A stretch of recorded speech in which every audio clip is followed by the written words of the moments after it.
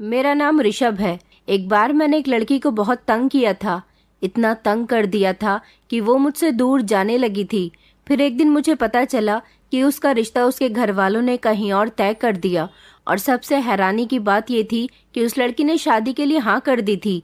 मैं इस घमंड और गुरूर में रहता था कि वो सिर्फ मेरी है और मुझसे ही प्यार करती है, मगर मैं नहीं जानता था कि अब मैं क्या करने वाला हूँ।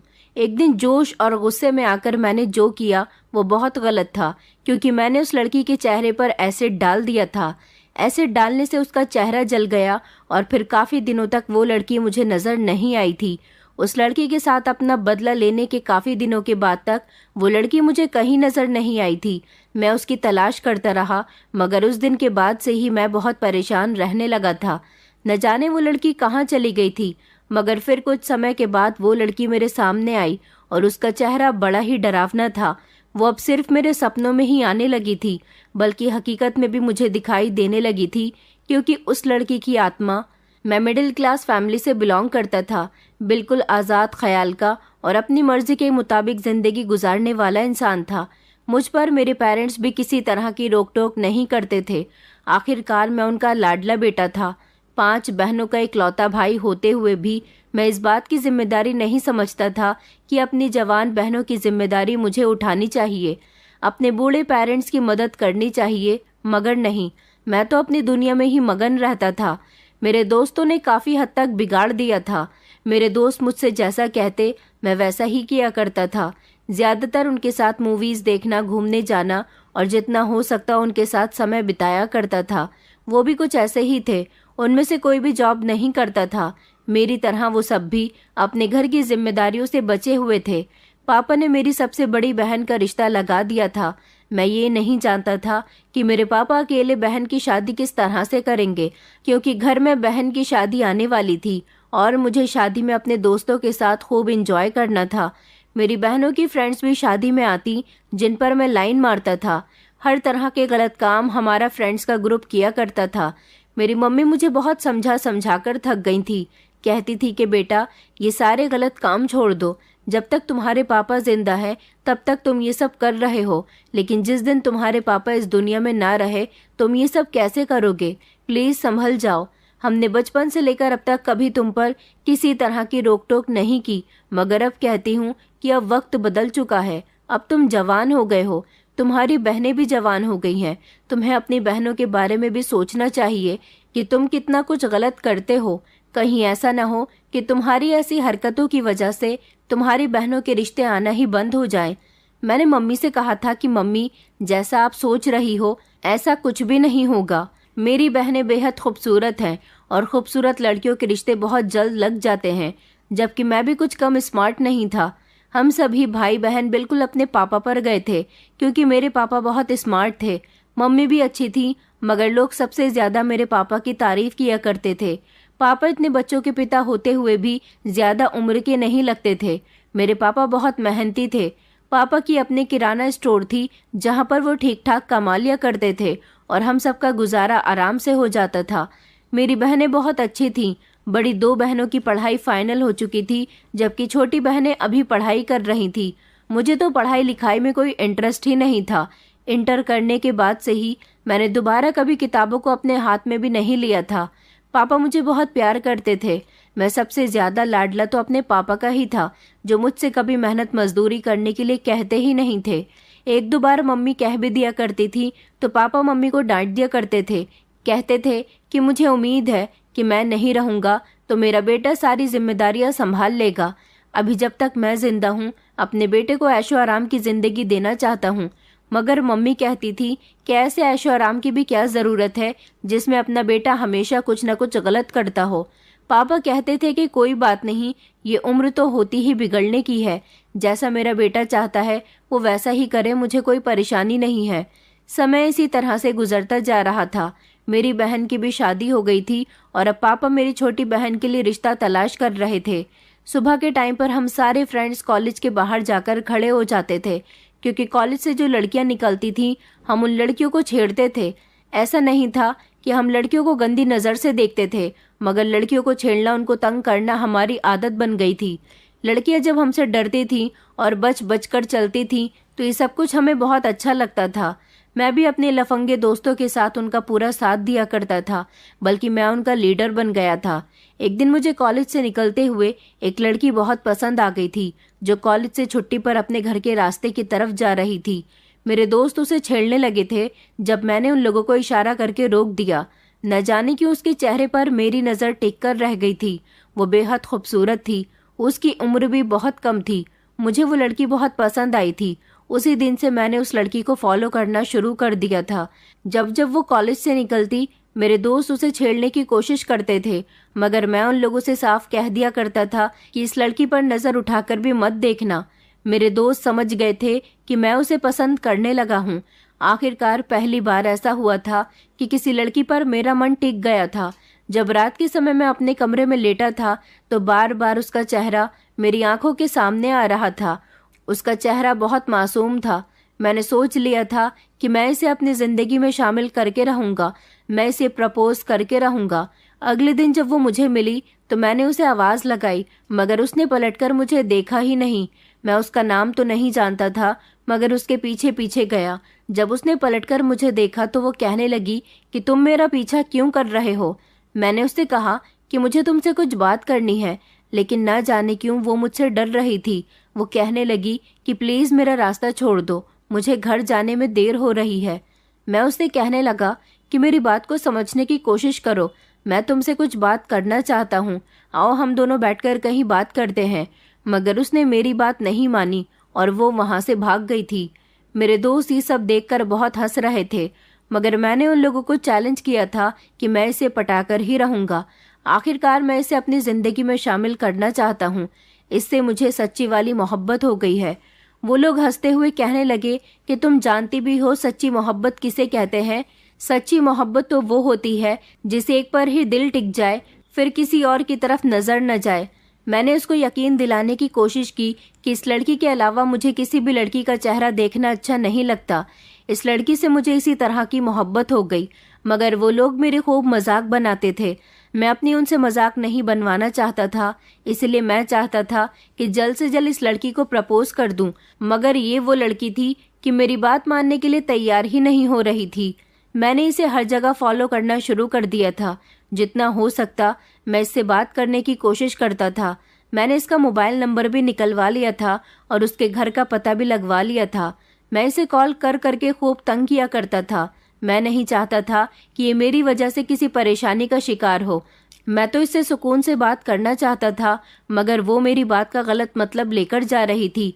वो ये समझ रही थी कि मैं उसे तंग कर रहा हूँ, उसे परेशान कर रहा हूँ, उसे ब्लैकमेल करना चाहता हूँ, उसके साथ कुछ गलत करना चाहता हूँ, लेकिन ऐसा कुछ भी नहीं था। लाख कोशिशों के बावजूद भी उसने मेरी एक न सुनी और वो मुझे बार बार इग्नोर करती रही। न जाने क्यों वो मुझसे डरती थी। मैं जब भी उसके सामने आता वो बहुत घबरा जाती थी। इतने दिनों से मैं कोशिश कर रहा था कि एक बार वो मेरी बात सुन ले, मगर उसने मेरी बात ना सुनी। अपना नंबर भी उसने स्विच ऑफ कर दिया था।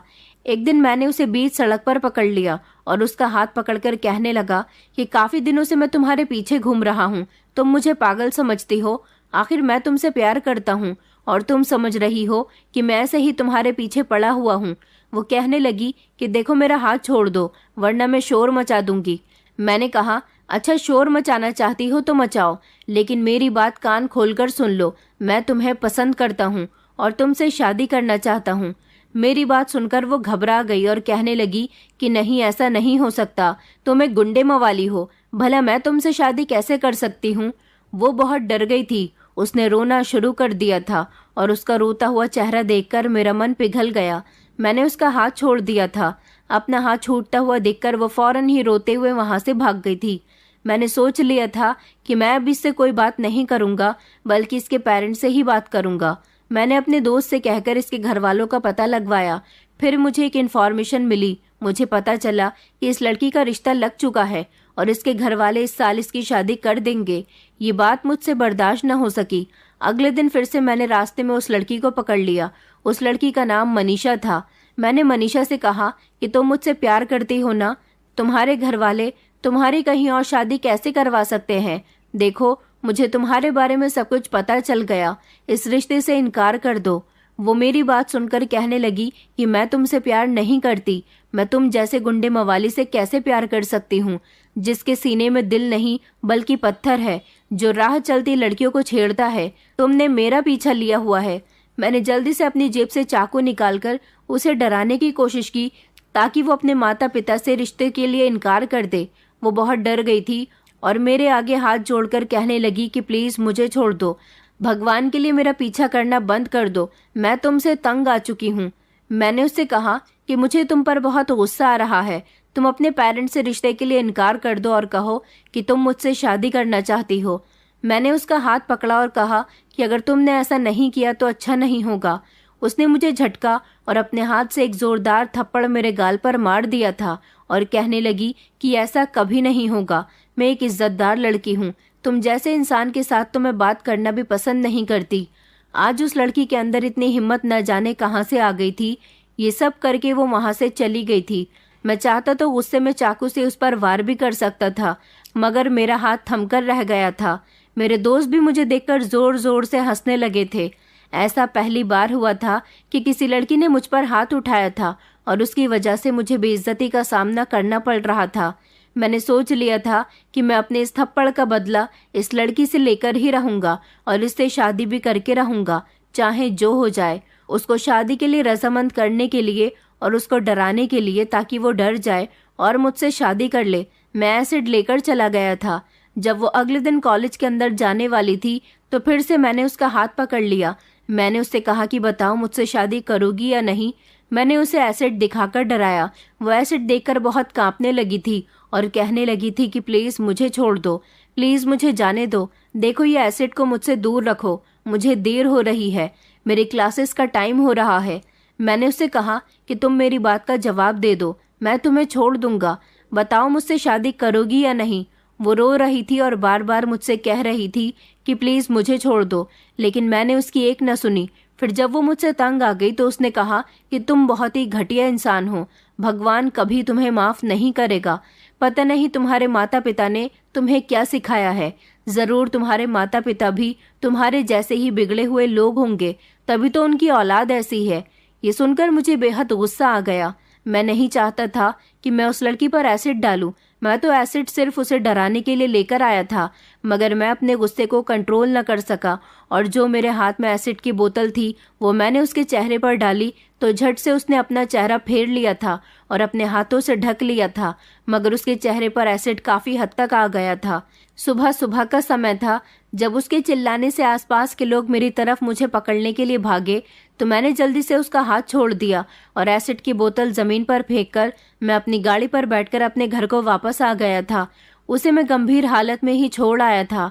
उसके बाद मैं नहीं जानता था कि उसके साथ क्या हुआ, मगर न जाने क्यों उसके साथ ही सब कुछ करके मैं बहुत उदास हो गया था। मेरे दिल को बिल्कुल भी सुकून नहीं मिल रहा था। किसी किसी समय मैं ये भी सोचता था कि मैं उससे अपना बदला ले चुका हूँ, लेकिन किसी समय ये भी सोचता था कि मैंने उसके साथ ये सब क्यों किया। उस बेचारी का चेहरा मेरी वजह से जल गया। ये सब सोचते सोचते मेरा दिमाग खराब हो गया था। मैं भले ही काफी सारी गलतियां करता था, मैंने अपने आप को गुंडा बना लिया था, मगर मैंने कभी किसी पर जानलेवा हमला नहीं किया था। कई दिन इसी तरह से गुजर गए थे। मैं उसके कॉलेज की तरफ भटका भी नहीं था कि कहीं कोई मुझे पकड़ न ले। कुछ दिन ही गुजरे थे कि मैं अपने दोस्तों के साथ बातें कर रहा था, जब अचानक से मेरी बहन की कॉल आई और वो कहने लगी कि भैया जल्दी से मेरे कॉलेज आ जाओ, कुछ लड़के मुझे बहुत तंग कर रहे हैं। मैं अपने दोस्तों के साथ भागता हुआ अपनी बहन के कॉलेज गया था। मैंने देखा था कि मेरी बहन फूट फूट कर रो रही थी। वो मेरे गले से लग गई और कहने लगी कि भैया कुछ लड़कों ने मेरी इज्जत खराब करने की कोशिश की। मैं क्लासरूम में थी जब उन्होंने मुझे क्लासरूम के अंदर ही बंद कर लिया था। मैं बड़ी मुश्किल से अपनी इज्जत बचाकर वहां से भाग आई हूँ। अपनी बहन की बात सुनकर मुझे गुस्सा तो बहुत आया था। मैंने उससे पूछा था कि मुझे बताओ वो लड़के कौन है, मगर वो लड़के उस समय कॉलेज से भाग चुके थे और कॉलेज की भी छुट्टी हो गई थी। मेरी बहन का रोना मुझसे देखा नहीं जा रहा था। वो ये सब होने की वजह से बेहद डर गई थी। उसे मैं घर लेकर आया तो घर के सब लोग भी बहुत परेशान हो गए थे। मम्मी पापा तो उन लड़कों को बहुत बुरा भला कह रहे थे जिन्होंने मेरी बहन के साथ ये सब किया था, मगर ना जाने क्यों मम्मी पापा की बातों से मुझे ऐसा लग रहा था जैसे वो मुझे भी बुरा भला कह रहे हैं। अब मुझे रियलाइज हुआ था कि मैंने भी तो एक दिन एक लड़की को इसी तरह से तंग किया था, यहाँ तक कि मैंने तो उसका चेहरा भी जला दिया। मैं बहुत परेशान रहने लगा था। मुझे मेरी गलती का धीरे धीरे एहसास होने लगा था। मैंने उस लड़की को तलाश करना शुरू कर दिया, मगर वो मुझे कहीं नहीं मिली थी। काफी दिन इसी तरह से गुजर गए थे। मेरे दोस्त मुझे बुलाने के लिए आते थे, मगर मैं अब अपने दोस्तों के साथ भी नहीं जाने लगा था, क्योंकि जब रात को मैं सोता था तो वो लड़की मेरे सपनों में आती थी और मुझसे कहती थी कि मैं तुमसे बदला जरूर लूंगी, तुमने मेरे साथ बहुत गलत किया। मनीषा के साथ गलत तो मैंने सच में बहुत किया था। मैं चाहता तो उससे तसल्ली से भी बात कर सकता था, मगर मैंने हर बार उससे अपनी मोहब्बत का इजहार गुस्से में आकर किया, जिसकी वजह से वो बहुत डर गई। मैं हर जगह मनीषा को तलाश कर रहा था। उसके घर भी गया था, मगर उसके घर पर भी ताला लगा हुआ था। उसके नंबर को बार बार ट्राई कर रहा था, लेकिन उसका नंबर भी स्विच ऑफ जा रहा था। न जाने उसकी फैमिली कहाँ चली गई थी। इस बारे में कुछ पता ही नहीं चल सका था। मैं मनीषा के हालचाल जानना चाहता था। मैं उसके बारे में जानने के लिए बेहद बेचैन हो रहा था। न जाने क्यों मेरा दिल उसके लिए इतना बेचैन था। मैंने अब अपने दोस्तों के साथ उठना बैठना भी बंद कर दिया था, क्योंकि मुझे अब अपने दोस्तों का साथ पसंद नहीं आ रहा था। मेरे बिहेवियर में काफ़ी चेंजेस आ गए थे। मुझे कुछ अच्छा नहीं लगता था। मम्मी पापा पूछते थे कि तुम इतना खामोश क्यों रहने लगे हो, तो मैं उनसे कहता कि अब मेरा कुछ भी करने का मन नहीं लगता। मन नहीं करता कि मैं किसी से बात करूं। मम्मी पापा कहते थे कि तुम्हारी तबीयत ठीक नहीं है, तुम्हें डॉक्टर के पास जाना चाहिए। मगर मैं उन्हें क्या बताता कि मेरे दिमाग पर और मेरे दिल पर एक अजीब सा बोझ था, जो सिर्फ मनीषा की वजह से था। न जाने क्यों मनीषा मेरे सपने में आती थी। मुझे बहुत डर लगने लगा था। मैं कुछ भी करके मनीषा से मिलना चाहता था, लेकिन वो मुझे नहीं मिल सकी। मैं काफ़ी हद तक बदल चुका था। मेरे दोस्तों से मैंने दोस्ती खत्म कर दी थी। मम्मी मुझे बहुत समझाती थी, लेकिन मम्मी की हर समझाई हुई बात पर अब मैंने ध्यान देना शुरू कर दिया था। पापा के किराना स्टोर पर मैं पापा के साथ काम में हाथ बटाया करता था और हर आने जाने वाली लड़की पर नज़र रखता था कि कहीं वो मनीषा तो नहीं। मुझसे बड़ी मेरी सारी बहनों की शादी अब हो चुकी थी। अब सिर्फ मेरी एक ही छोटी बहन रह गई थी, जिसकी उम्र अभी शादी की नहीं थी। मम्मी पापा चाहते थे कि अब वो मेरी भी शादी कर दे, इसलिए वो मेरे लिए लड़की तलाश करने लगे थे। पूरे 5 साल गुजर जाने के बाद मनीषा का ध्यान धीरे धीरे मेरे दिमाग से निकलने लगा था, लेकिन मैं पूरी तरह से बदल गया, एक अच्छे और शरीफ इंसान की तरह। मम्मी पापा मेरे लिए लड़की तलाश कर रहे थे, मगर मैं अभी शादी से इनकार कर रहा था। लेकिन उन लोगों ने मेरी एक न सुनी और फिर फाइनली मम्मी को मेरे लिए एक ऐसी लड़की मिल गई थी जिसकी उनको तलाश थी। अब ना जाने क्यों मुझे लड़कियों में कोई इंटरेस्ट नहीं था। मैं लड़कियों के पीछे नहीं भागता था। अगर मेरी आंखों को किसी लड़की की तलाश थी तो वो सिर्फ मनीषा थी। इस बात को काफ़ी साल गुजर गए थे, मगर कभी कभी मेरा ध्यान मनीषा की तरफ चला ही जाता था। मम्मी को मेरे लिए जो लड़की पसंद आ गई थी, उस लड़की का फ़ोटो उन्होंने मुझे दिखाया था। मैं जानता था कि मेरे पेरेंट्स ने जो लड़की मेरे लिए पसंद की होगी वो अच्छी ही होगी, और ऐसा ही हुआ था, क्योंकि जब मैंने फ़ोटो देखा तो लड़की बेहद खूबसूरत थी। मम्मी पापा ने मुझसे मेरी मर्ज़ी पूछी थी, लेकिन मैंने उनसे कह दिया था कि मेरी मर्ज़ी वही है जो आपकी मर्ज़ी है। अपने बेटे को पूरी तरह से बदलता हुआ देखकर सबसे ज़्यादा खुशी मेरी मम्मी को हुई थी। अब तो मैं अपनी बहनों का भी रखवाला बन गया था। मेरी बहनें कहीं घर से बाहर जाती तो मैं उनके साथ साथ जाता था। मुझे इस बात का एहसास होने लगा था कि अपने पास्ट में जो मैंने किया है वो बिल्कुल गलत था। अपनी ज़िंदगी का एक लंबा हिस्सा मैंने अय्याशियों में गुजार दिया था। अगर मैं पढ़ लिख कर कुछ बन जाता तो शायद आज वो मेरे बहुत काम आता। मैं अपने पापा की किराना की दुकान पर बैठकर मामूली से पैसे ना कमा रहा होता, बल्कि बड़े ऑफिस में जॉब करके अच्छी खासी सैलरी कमा रहा होता। लेकिन जैसा भाग्य में लिखा हुआ होता है, होना तो वही है। लड़की वालों ने मुझे पसंद कर लिया था। मेरे घर वालों को भी लड़की पसंद आ गई थी। मेरा रिश्ता सौम्या नाम की लड़की के साथ तय हो गया था। सुना था कि ये लड़की बीए फाइनल है, भोली भाली मासूम और संस्कारी लड़की है। मेरी बहनों को भी सौम्या बहुत पसंद आई थी। मेरे पेरेंट्स चाहते थे कि वो जल्द ही मेरी शादी कर दे, इसलिए उन्होंने लड़की वालों से शादी के डेट मांगी थी। लड़की वालों को भी कोई एतराज़ नहीं था, इसलिए मेरी शादी 6 महीने के अंदर अंदर सौम्या के साथ हो गई। मुझे अपनी शादी की कोई खुशी नहीं थी। न जाने क्यों अंदर से मेरा दिल बहुत बुझा बुझा सा हो रहा था। मैं जब कमरे में गया और मैंने देखा कि बिस्तर पर सोमिया दुल्हन बनी हुई है, उसने अपने चेहरे पर घूंघट किया हुआ था। मैंने जैसे ही उसका घूंघट उठाकर उसका चेहरा देखना चाहा तो ना जाने क्यों मुझे एक अजीब सा झटका लगा था। ऐसा लगा था कि इस लड़की को मैंने पहले भी कहीं देखा है, मैं इसे जानता हूँ, मगर कहाँ और ऐसा मुझे क्यों लग रहा था, जबकि मैंने इससे पहले सौम्या को सिर्फ फोटो में देखा था। वो मेरे लिए एक तरह से अनजान ही थी। फिलहाल मैंने सौम्या से थोड़ी बहुत बातचीत की थी और फिर उसके बाद हम दोनों ने अपनी ज़िंदगी की नई शुरुआत कर दी थी। सौम्या सच में बहुत भोली भाली और मासूम थी। उसकी आवाज़ न जाने क्यों मुझे जानी पहचानी लगती थी। ऐसा लगता था जैसे उसकी मीठी सी आवाज़ मैं पहले भी कभी सुन चुका हूँ। शादी के अगले ही दिन जब मैं बाथरूम से नहाकर बाहर निकला और अपने कमरे की तरफ आया तो सामने शीशे पर मेरी नज़र पड़ते ही मेरे पैरों तले से ज़मीन निकल गई थी, क्योंकि शीशे पर तो एक तस्वीर लगी हुई थी जिसको देखकर मैं बुरी तरह से डर गया था। एक ज़ोरदार झटके से मैं ज़मीन पर गिर गया और ज़ोर ज़ोर से चिल्लाने लगा। ये तस्वीर मनीषा की थी। जब मैंने उस पर एसिड डाला था तो उसका चेहरा जल गया था। वह ज़ोर ज़ोर से चिल्ला रही थी और उसके जले हुए चेहरे की ही तस्वीर आज मेरे कमरे के शीशे पर लगी हुई थी। मैं उसे देखकर ज़ोर ज़ोर से चिल्लाने लगा। उसका चेहरा बेहद खतरनाक लग रहा था। तभी सौम्या भागती हुई आई और कहने लगी कि आपको क्या हो गया। मैंने कहा कि ये देखो, ये शीशे पर किसकी तस्वीर लगी हुई है। सौम्या ने शीशे की तरफ देखा और कहने लगी कि शीशे पर तो किसी की भी तस्वीर नहीं है। मेरे शोर की आवाज़ सुनकर मेरे मम्मी पापा भी कमरे में आ गए थे और मेरी बहन भी। मैंने सौम्या से कहा कि नहीं सौम्या, ध्यान से देखो, शीशे पर एक तस्वीर लगी हुई है। मगर सौम्या साफ इनकार कर रही थी कि कहने लगी आपको कोई गलतफहमी हुई है, शीशे पर कोई भी तस्वीर नहीं है, वहाँ सिर्फ शीशा है। जब मम्मी पापा कमरे के अंदर आए तो मैं झट से अपनी मम्मी के गले लग गया था और बहुत कांप रहा था।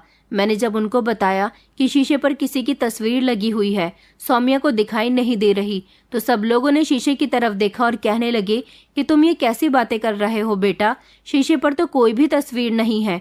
जब मैंने पीछे पलटकर दोबारा से शीशे की तरफ देखा तो ये देखकर मेरे होश उड़ गए थे कि शीशे पर सच में कोई तस्वीर नहीं थी। इसका मतलब ये था कि सच में ये मेरा वहम था। मगर मेरा वहम कैसे हो सकता था? मैंने तो खुद अपनी आंखों से मनीषा के जले हुए चेहरे की तस्वीर शीशे पर लगी हुई देखी थी। सबने मुझे यही समझाया था कि तुम्हें कोई गलत फहमी हुई है, वहाँ कोई तस्वीर नहीं है। और भला तुमने किसकी तस्वीर देख ली? अब मैं सबको क्या बताता कि मैंने किसकी तस्वीर देखी थी, क्योंकि ये बात तो कोई भी नहीं जानता था जो मैंने मनीषा के साथ किया था। मेरे पास खामोश रहने के अलावा और कोई दूसरा रास्ता नहीं था। इस हादसे के होने से मैं बुरी तरह से डर गया था, लेकिन फिर मैंने सोचा कि मैं ज़्यादातर अपने दिमाग पर मनीषा को सवार रखता हूँ, शायद मुझे इसीलिए उसका चेहरा नज़र आ गया था। फिर मैंने अपना ध्यान इस बात से हटाने की कोशिश की, लेकिन 2-3 दिन गुजरे थे जब हमारे घर में कोई भी नहीं था, सिर्फ मैं और सौम्या थे। मेरे पेरेंट्स और मेरी बहन हमारे किसी रिश्तेदार के यहाँ शादी में गए हुए थे। पापा ने कहा था कि तुम सौम्या को अपने साथ शॉपिंग पर ले जाना। मैंने सौम्या से तैयार होने के लिए कहा था। हम दोनों घर से निकलने ही वाले थे जब मैं अपना मोबाइल कमरे के अंदर भूल गया था। सौम्या बाहर मेरी बाइक के पास खड़ी हुई मेरा इंतज़ार कर रही थी, लेकिन जैसे ही मैं अंदर गया तो मैंने ज़ोर ज़ोर से चिल्लाना शुरू कर दिया, क्योंकि कमरे के अंदर एसिड की बोतल रखी हुई थी और ज़मीन पर भी एसिड पड़ा हुआ था, जिसका धुआं पूरे कमरे में फैल रहा था। ये सब देखकर मैं बहुत डर गया था। मेरे चिल्लाने की आवाज़ सुनकर सौम्या घर के अंदर आई। मैंने उससे कहा कि सौम्या, ये एसिड यहाँ कहाँ से आया? इस एसिड से पूरे घर में धुआं फैल रहा है। एसिड का धुआं सांस के जरिए मुझे खूब महसूस हो रहा था, मगर सौम्या तो नॉर्मल सा बिहेव कर रही थी। सौम्या कहने लगी कि यहाँ तो कोई भी धुआं नहीं है, मुझे तो कोई धुआं नज़र नहीं आ रहा और ना ही कोई एसिड नज़र आ रहा है। मैं अपनी आंखों से देखी हुई चीज़ को झुटला कैसे सकता था? मेरे कमरे में खूब धुआं था, ज़मीन पर ढेर सारा एसिड पड़ा था, मगर लगातार सौम्या कह रही थी कि आपको वहम हुआ है, यहाँ पर कोई धुआं नहीं है और ना ही एसिड रखा हुआ है। मैंने उसे एसिड की रखी हुई बोतल दिखाई कि देखो, उधर बेड की तरफ मैंने एसिड की बोतल देखी थी। किसी ने हमारे कमरे में एसिड छिड़क दिया, लेकिन जब मैं बेड की तरफ गया तो ये देखकर दंग रह गया कि एसिड की बोतल अपनी जगह पर थी ही नहीं। अभी 2 मिनट पहले ही तो मैंने एसिड की बोतल को अपनी आंखों से देखा था।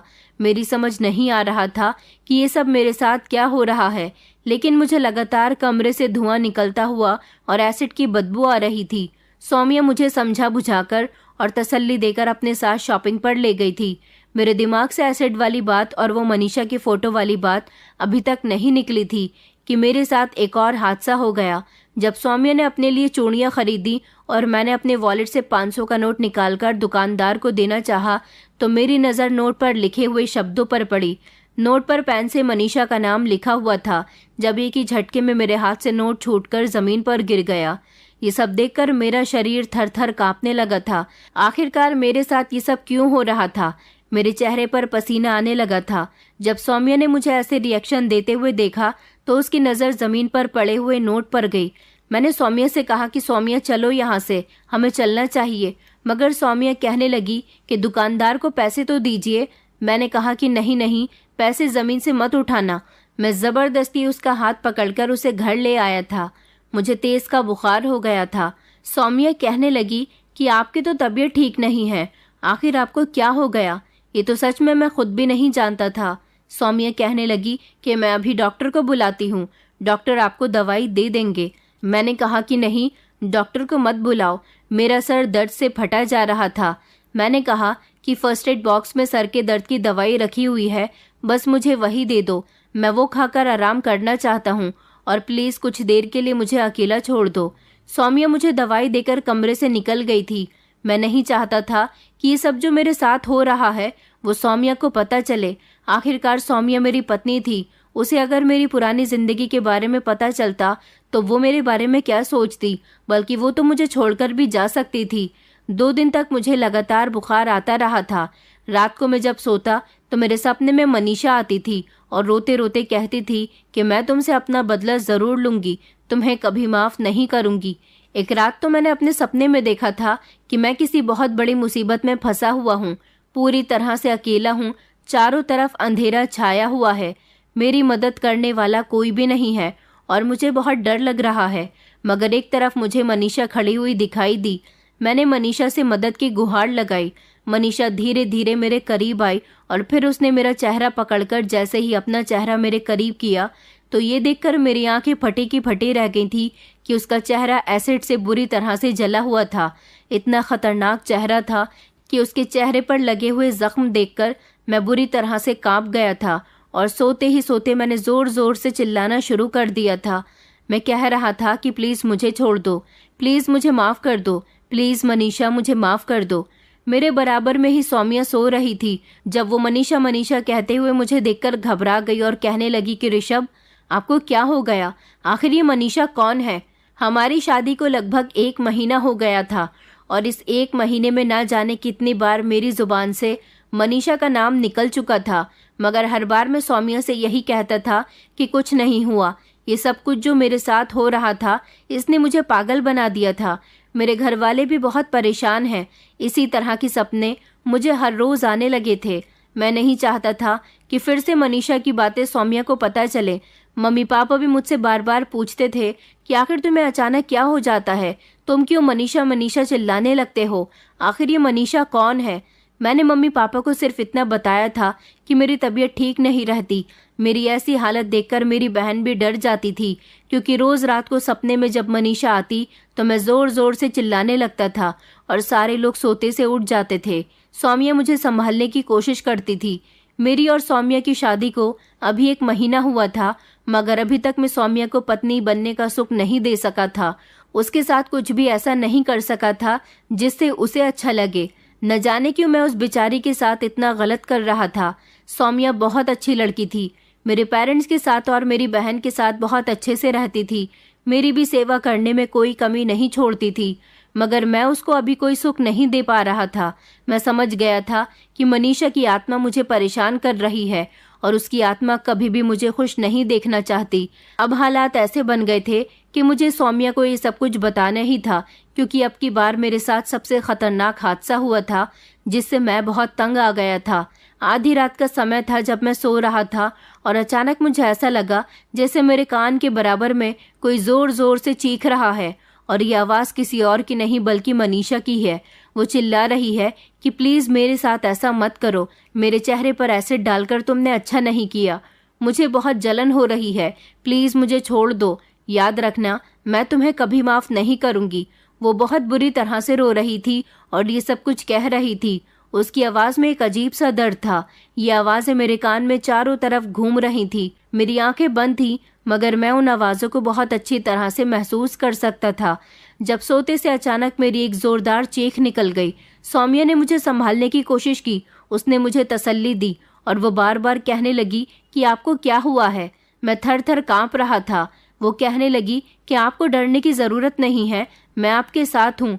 अब मुझसे ये सब कुछ बर्दाश्त नहीं हो रहा था, इसलिए मैं सौम्या के पैरों में गिर गया और उससे माफ़ी मांगने लगा। मैंने कहा, सौम्या मुझे माफ़ कर दो, प्लीज़ मनीषा से कहो कि वो भी मुझे माफ़ कर दे। सौम्या कहने लगी कि आखिर ये मनीषा कौन है? मैं आपके मुंह से मनीषा मनीषा सुनकर थक गई हूँ। मैं सौम्या के दोनों हाथ पकड़कर ज़ोर ज़ोर से रो रहा था। मैंने कहा, आज मैं तुम्हें सच बता ही देता हूँ, क्योंकि अब मैं तुमसे और ये बात नहीं छुपा सकता। दरअसल 5 साल पहले एक लड़की को मैं बहुत पसंद करता था। उस समय मैं बहुत बिगड़ा हुआ था। वो एक बेहद खूबसूरत लड़की थी जो अपने कॉलेज में पढ़ती थी। मैं उसे तंग किया करता था। मैं उसे प्यार करने लगा था, उससे शादी करना चाहता था, मगर उसके पेरेंट्स ने उसका रिश्ता कहीं और तय कर दिया। ये बात मुझसे बर्दाश्त न हो सकी।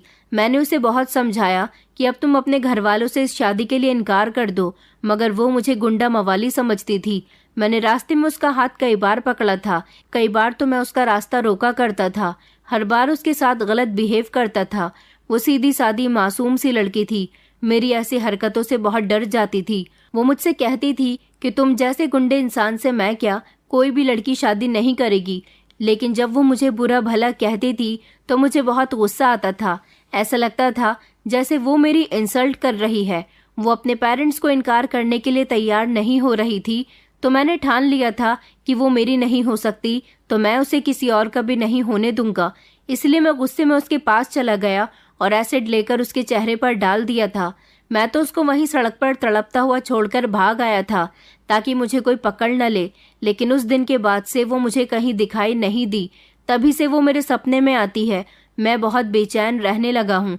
मैं उससे माफ़ी मांगना चाहता हूँ, मगर मुझे उसका कोई पता नहीं चला। फिर मुझे रियलाइज़ हुआ कि मैंने उस लड़की के साथ बहुत गलत किया। मोहब्बत करने वाला इंसान दरिंदगी नहीं दिखाता, मगर मैंने अपनी मोहब्बत का इजहार उसे ठीक से नहीं किया। अगर मैं चाहता तो उसके लिए अच्छा इंसान बन सकता था, उसको तब प्रपोज कर सकता था, मगर मैंने गलत रास्ता अपनाया। अब मैं एक अच्छा इंसान बन गया हूँ तो बार बार उसका चेहरा मेरी आंखों के सामने आने लगता है। हमारी शादी के बाद तो घर में भी कुछ ऐसे हादसे मेरे साथ हुए जिसमें मुझे कई बार मनीषा दिखाई दी। मुझे लगता है कि शायद उस हादसे के बाद मनीषा इस दुनिया से चली गई, तभी तो उसकी आत्मा मुझे परेशान कर रही है।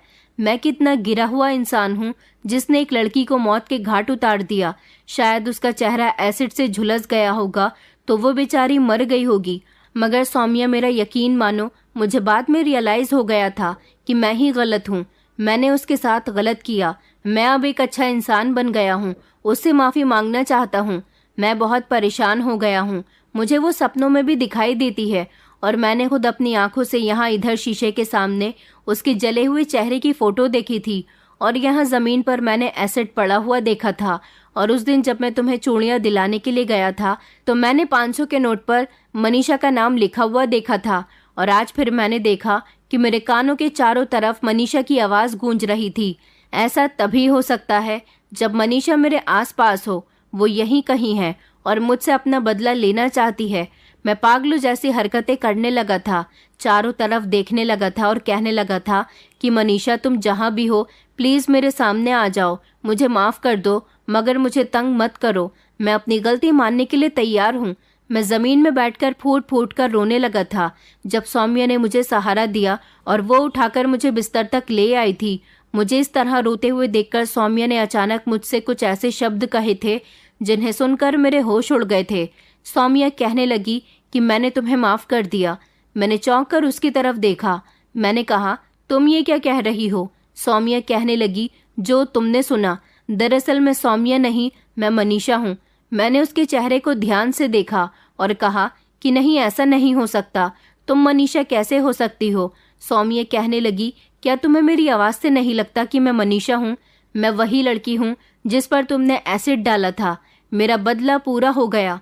मैं तुम्हें तुम्हारी गलती रियलाइज करवाना चाहती थी, मगर तुम्हें तो तुम्हारी गलती का एहसास दिलाने में मेरा साथ मैं ही नहीं बल्कि ऊपर वाला भी दे रहा था।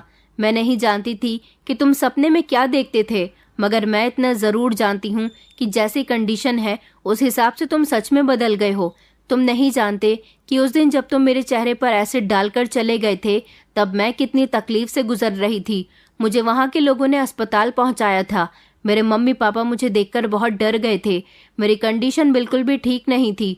कुछ दिन तक मेरा हॉस्पिटल में ट्रीटमेंट चलता रहा और फिर जब मैं घर आई तो आईने में अपना चेहरा देखकर मैं बहुत रोती थी। दिन रात रोती रहती थी और सोचती थी कि मेरे साथ अब न जाने क्या होगा।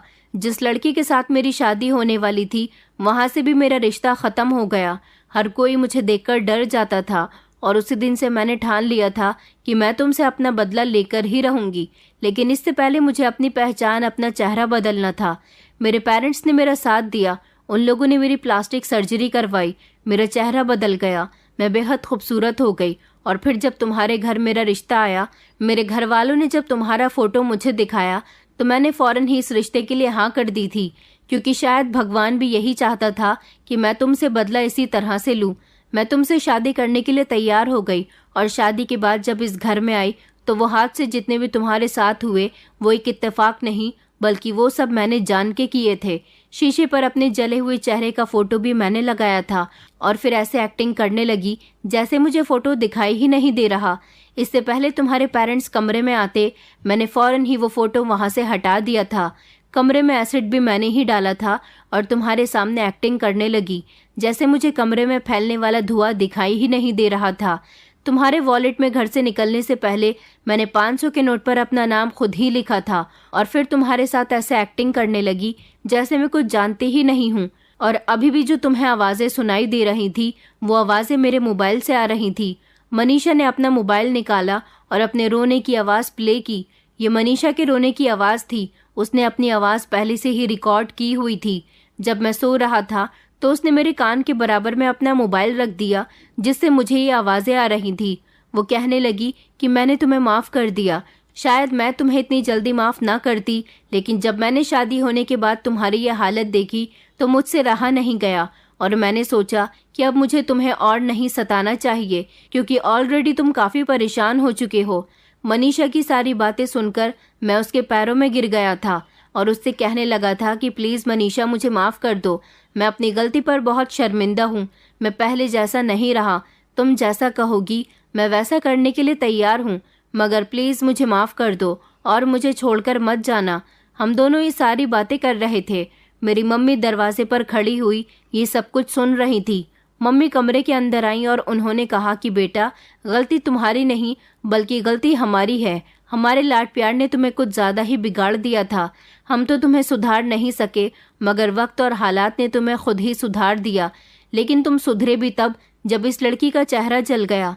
मैंने मम्मी से कहा था कि आप बिल्कुल ठीक कहती थी, मुझे गलत काम नहीं करने चाहिए। मैं अपनी गलती पर बहुत शर्मिंदा हूँ। मैं हमेशा औरत की इज्जत करूँगा। मनीषा मुझे दिल से माफ़ कर चुकी थी। उसका चेहरा भले ही बदल चुका था, लेकिन जब मुझे पता चला कि वही मनीषा थी तो मैंने उससे कहा कि मैं तुम्हारे साथ रहना चाहता हूँ, तुम्हारा साथ कभी नहीं छोड़ना चाहता, सारी जिंदगी अपनी गलती सुधारना चाहता हूँ। मनीषा कहने लगी कि मैं भी तुम्हारे साथ रहना चाहती हूँ। मैं तो यहाँ तुमसे अपना बदला लेने आई थी, लेकिन जब मैंने देखा कि तुम एक अच्छे इंसान बन गए हो तो मैं तुम्हारी तरफ कायल होने लगी। इस तरह हम दोनों के बीच होने वाली सारी मिसअंडरस्टैंडिंग खत्म हो गई थी। लेकिन मैं आज भी अपनी गलती का पछतावा करता हूँ। मनीषा को बहुत खुश रखता हूँ, उसे किसी चीज़ की कमी नहीं होने देता। वो भी मेरे साथ एक खुशहाल जिंदगी गुजार रही है। शायद मुझे जिंदगी सबक न सिखाती तो मैं कभी बदल न सकता। घर में अपनी बहन होते हुए भी मैंने दूसरी लड़कियों को काफ़ी तंग किया। भगवान मुझे माफ़ करे। औरत की हमेशा इज्जत करनी चाहिए। उन मर्दों को तो खासकर औरतों और लड़कियों की इज्जत करनी चाहिए जिनकी बहन बेटियां घर में बैठी हुई हैं। दोस्तों उम्मीद करती हूँ आपको हमारी कहानी पसंद आई होगी। कहानी पसंद आई है तो वीडियो को लाइक करें, चैनल पर नए हैं तो चैनल को सब्सक्राइब करें और हाँ, नोटिफिकेशन बेल को ज़रूर दबाएं ताकि अगली अपडेट सबसे पहले आपको मिले।